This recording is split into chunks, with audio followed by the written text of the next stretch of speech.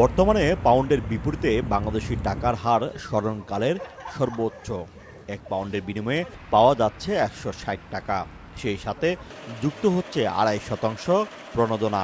দেশের আত্মীয় স্বজনরা যেন স্বাচ্ছন্দ্যে ঈদ উদযাপন করতে পারে, সেই জন্য প্রবাসী বাংলাদেশিরা রেমিটেন্স পাঠাচ্ছেন। এতে অনলাইন সেবার দিকে বেশি ঝুঁকছেন প্রবাসীরা। অনলাইনে আমরা অনেক বেশি সাড়া পাচ্ছি। তো এখন যেটা দেখছি আমাদের এজেন্টের থেকে আমাদের অনলাইনে অনেক বেশি ট্রানজ্যাকশন হচ্ছে। টাকা পাঠাইছি আমি বাংলাদেশের জন্য, রেট ভালো এবং বাংলাদেশের লাগে আমার ফ্যামিলি সাপোর্টের লাগে আমি পয়সা পাঠাইছি।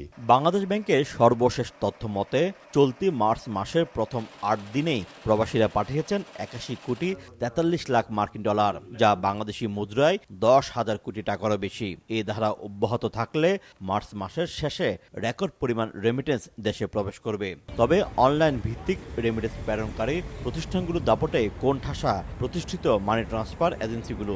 আসলে অন্যান্য বছরের তুলনায় এই বছর রেমিটেন্সের ফ্লোটা একটু কম, তো খুব সময় তো নাই, কারণ নেক্সট উইক আমরা মানডে টিউসডে পর্যন্ত পাবো। ঈদের মৌসুম যেহেতু আমরা যেভাবে আশা করছিলাম যে রেমিটেন্স ফ্লোটা এইভাবে হবে, কিন্তু আশানুরূপ এইভাবে হয় নাই। ঈদ উপলক্ষে প্রবাসীদের পাঠানো রেমিটেন্স দেশের অর্থনীতিতে ইতিবাচক প্রভাব রাখছে। আশা করা হচ্ছে মার্চ মাসের শেষ নাগাদ এই প্রবাহ নতুন এক মাইলফলক ছুঁয়ে যাবে। যুক্তরাজ্যে পাউন্ডের বিপরীতে টাকার দর রেকর্ড ছুঁয়েছে। বাংলাদেশি মালিকানাধীন এক্সচেঞ্জ হাউসগুলোর মালিকরা এবারের ঈদের মৌসুমে সর্বোচ্চ পরিমাণ ব্যবসার আশা দেখেছিল।